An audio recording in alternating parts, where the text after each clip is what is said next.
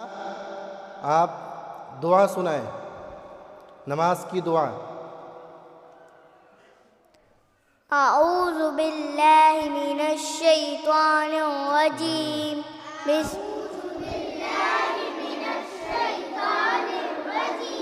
بسم الله الرحمن الرحيم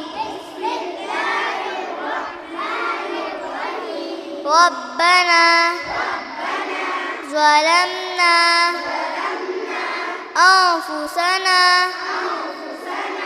وإن لم تغفر لنا وترحمنا لنكونن من الخاسرين. दूसरी दुआ। ربنا آتنا في الدنيا حسنة وفي الآخرة حسنة